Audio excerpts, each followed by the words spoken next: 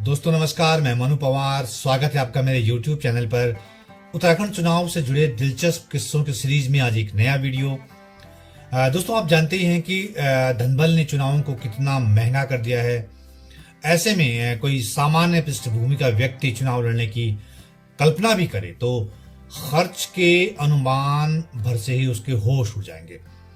इस वीडियो में मैं पहाड़ के एक ऐसे जुनूनी शख्स का किस्सा शेयर करने जा रहा हूं जो कि तमाम विपरीत हालात के बीच कुछ सपनों के साथ चुनाव लड़ने की हिम्मत करते हैं। लगभग हर चुनाव में संसाधनों के संकट के बीच एक बार तो जब उनकी हिम्मत जवाब देने लगी तो उन्हें सोशल मीडिया पर एक अपील जारी करनी पड़ी। लोगों से मदद की अपील जारी करनी पड़ी।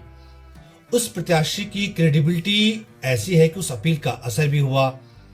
उनके शुभचिंतकों ने बाकायदा चंदा जुटाया और एक सेकंड हैंड कार खरीद कर उन्हें दी ताकि वो पहाड़ में लोगों तक पहुंच सके और अपना चुनाव प्रचार कर सके। आइए जानते हैं वो पूरा किस्सा।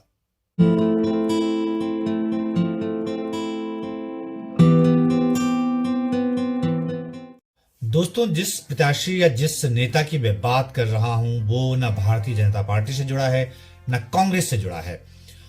वो जुड़ा है वाम दलों से यानी लेफ्ट पार्टियों से। स्टूडेंट लाइफ से ही वो लेफ्ट पार्टियों का हिस्सा हैं। उन नेता का नाम है इंद्रेश मैखुरी, जो कि भारतीय कम्युनिस्ट पार्टी मार्क्सवादी लेनिनवादी यानी CPIML से जुड़े हुए हैं। वो CPIML के छात्र संगठन आइसा के राष्ट्रीय अध्यक्ष भी रह चुके हैं। उनका कार्यक्षेत्र है उत्तराखंड का गढ़वाल इलाका। उत्तराखंड में इंद्रेश मैखुरी को लोग एक नेता के तौर पर नहीं बल्कि एक लड़ाका, एक फाइटर और एक पहाड़ के मुद्दों की बेहतरीन समझ रखने वाले एक जागरूक नागरिक के तौर पर जानते हैं, जो कि पहाड़ के हर जरूरी मुद्दों पर आवाज बुलंद करते हैं, लोगों के लिए लड़ते हैं। इस दौरान उन्हें कई बार पुलिस की लाठियां झेलनी पड़ी हैं, कई बार उनकी गिरफ्तारी भी हो चुकी है, लेकिन उन्होंने लड़ना नहीं छोड़ा। कल भी मुझे पता चला कि भाई फ्लैग मार्च हो रहा है, यहाँ पुलिस इधर से उधर परेड कर रही है। इस जिले के SP ने मुझे लोगों ने बताया, आंदोलनकारी साथियों ने बताया कि फोन कर करके SP ने कहा कि गुंडा एक्ट लगा दूंगा। सड़क मांगना गुंडागर्दी की कार्रवाई हो गई। बहरहाल अब उस किस्से पर आता हूं। इंद्रेश मैखुरी मूल रूप से उत्तराखंड के चमोली गढ़वाल जिले के मैखुरा गांव के हैं। वो लगातार लोगों के बीच रहते हैं, हर छोटे बड़े संघर्ष का हिस्सा बनते हैं। पहाड़ की जो बुनियादी चिंताएं हैं उन पर आवाज बुलंद करते हैं। तो उनका पहाड़ में इधर उधर आना जाना बहुत है, बहुत जगह जाते हैं, बहुत लोगों से मिलते हैं। चूंकि वो फुल टाइम आंदोलनकारी की भूमिका में है तो संघर्ष ही उनकी ताकत है और हर जन संघर्ष में शरीक होने की कोशिश में रहते हैं इंद्रेश मैखुरी। लिहाजा एक ऐसा समय भी आया जब इंद्रेश मैखुरी को उत्तराखंड में यहां से वहां जाने में दिक्कत महसूस होने लगी। इंद्रेश मैखुरी को चुनाव भी लड़ना था। तब उन्हें कुछ करीबी लोगों ने सलाह दी कि क्यों ना कोई सेकंड हैंड गाड़ी रख लो। अब गाड़ी तो वो रखे जो उसका खर्च वहन कर पाए। काफी सोचने समझने के बाद इंद्रेश मैखुरी ने किया ये कि सोशल मीडिया पर सहयोग के लिए एक सार्वजनिक अपील पोस्ट कर दी। पहाड़ में इंद्रेश मैखुरी दलों से परे की शख्सियत है। उनका अपना एक निजी ऑरा है, एक पर्सनल ऑरा है उनका।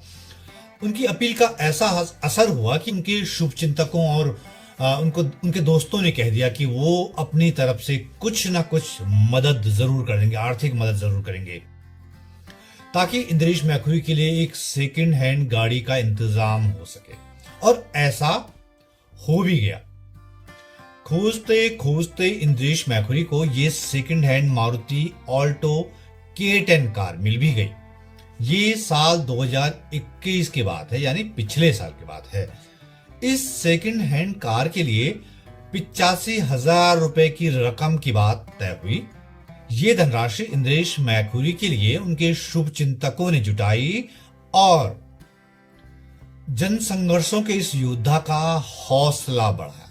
बाद में इंद्रेश मैखुरी ने उस कार की तस्वीरें सोशल मीडिया पर डालकर उस सेकंड हैंड कार को दिलाने में मदद करने वाले शुभ चिंतकों का शुक्रिया भी अदा किया।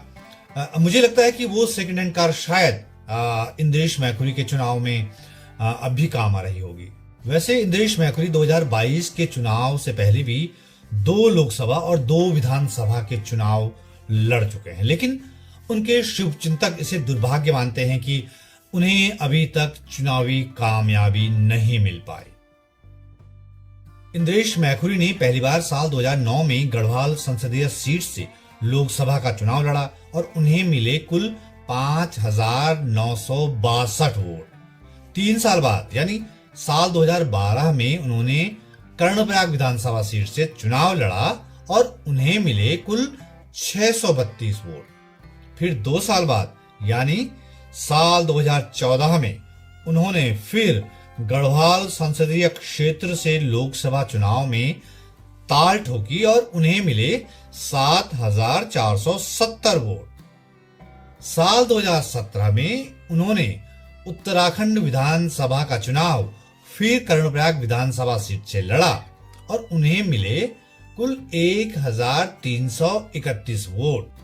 लेकिन हम इंद्रेश मैखुरी की शख्सियत का जो आकलन है वो चुनावी परफॉर्मेंस के आधार पर नहीं कर सकते, ऐसे बहुत लोग मानते हैं।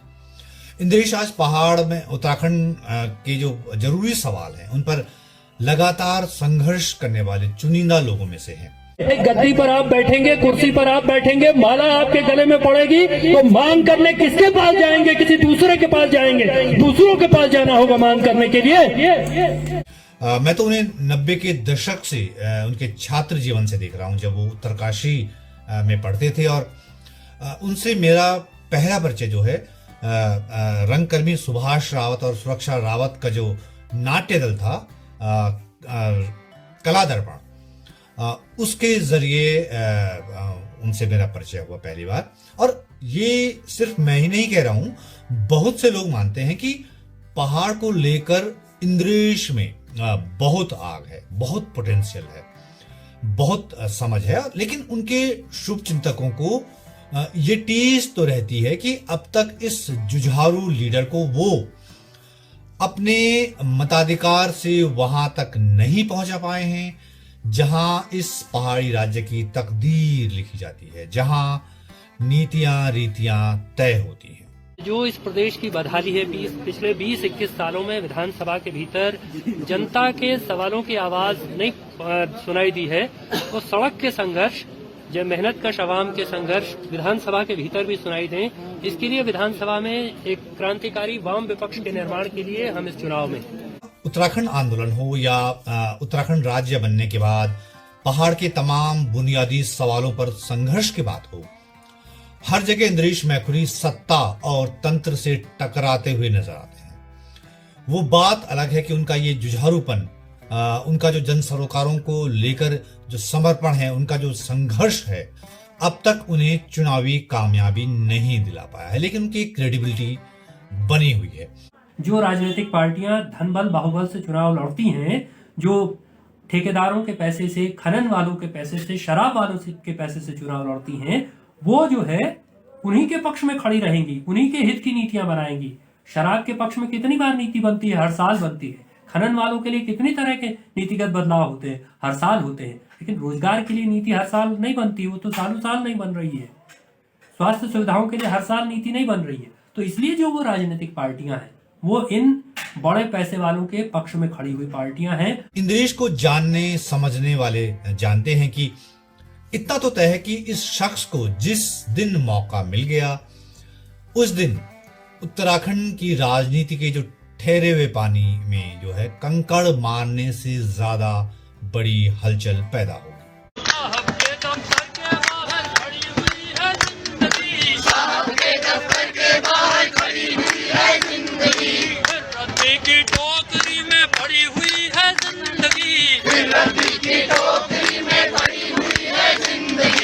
उत्तराखंड के जाने माने लोक गायक नरेंद्र सिंह नेगी के गीत की एक पंक्तियां भरोसा जगाती हैं। देर होली अबेर होली, होली जरूर सवेर होली। देर होगी लेकिन सवेरा जरूर होगा। तेरे होली अबेरे होली, तेरे होली अबेरे होली।